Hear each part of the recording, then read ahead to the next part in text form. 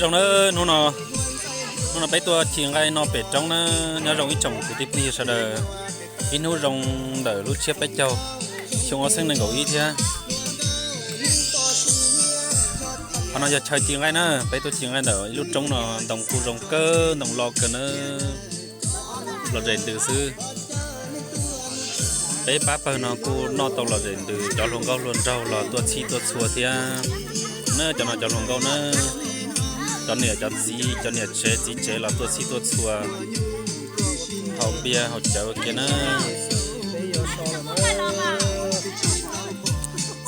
chỉ được cái gì để bia cháo lọ một xua nó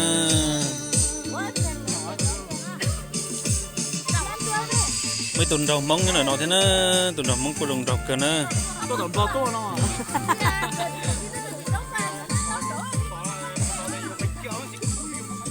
nè bán nó chỉnh sống gai nữa là rèn từ nữa bé mua liều trâu chậu xa chậu lênh nữa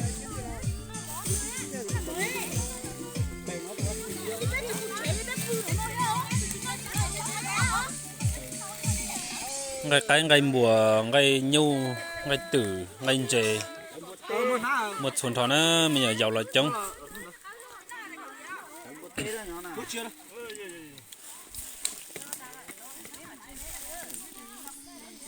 cái nữa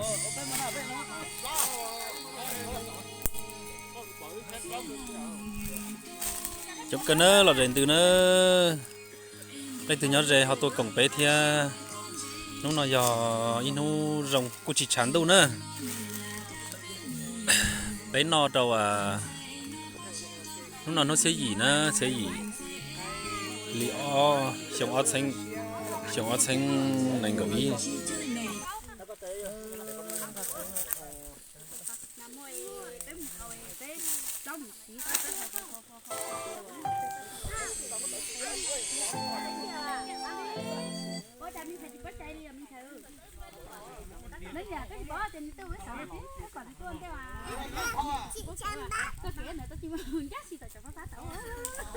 chụp cái nó chuối chụp phong gì là chừng yếu tua sư chụp tôi luồn xài là chừng tua nó nào là chừng một thiệp po là dễ cân nữa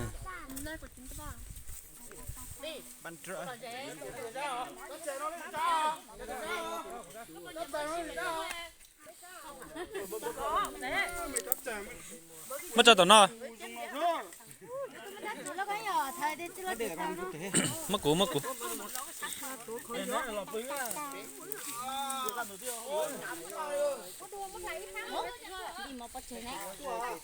trật tiền thằng gai lọc cái thế này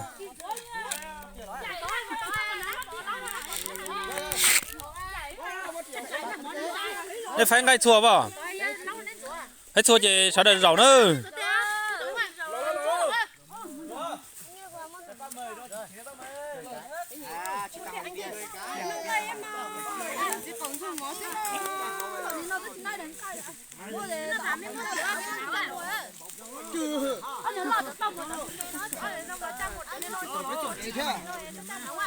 线路输入。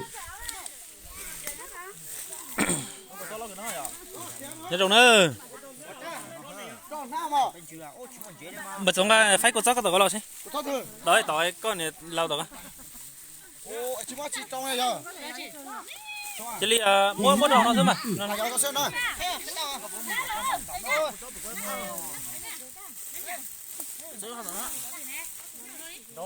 nhớ tay cột cho cá cân nữa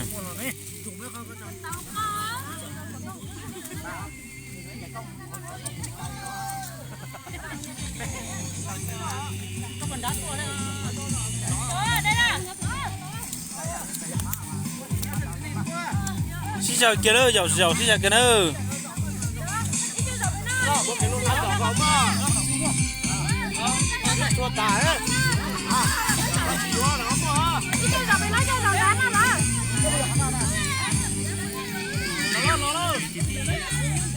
con này giàu kia nó nhanh ra hả? con giàu cái kêu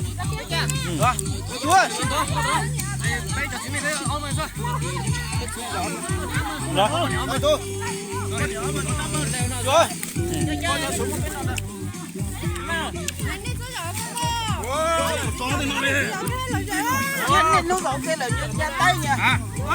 Cái nào mắt này từng cái nào không ấy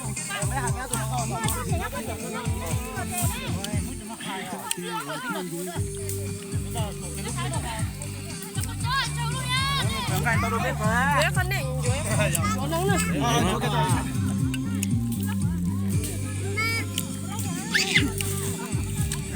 Em kìa. Cho chính mình đâu biết Cái lúc một số riêng rồi bé. Tôi nói. Luôn ra thế này Luôn à.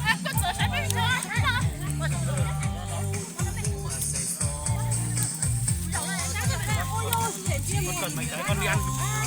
Cắt chị đi. lọt về cái nó nhớ trong thời đại nó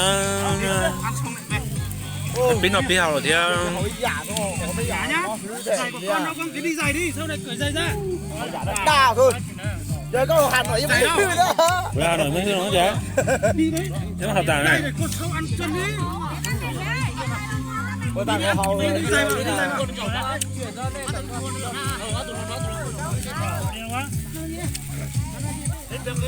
Lấy đi tôi cứ bơi.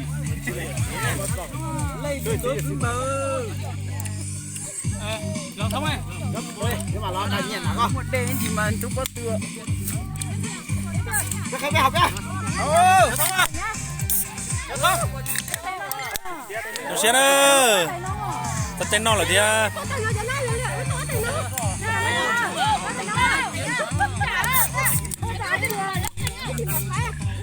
Thế kìa. giờ ý chí mà coi lâu lâu chưa đâm rồi Đây cho nhiệt thế này. lâu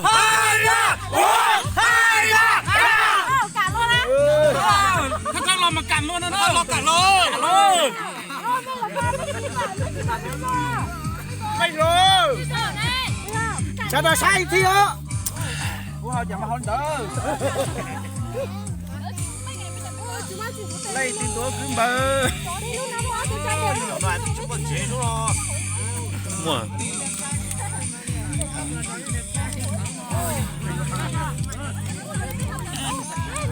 Có mà sắt thế á. Hãy subscribe cho kênh Ghiền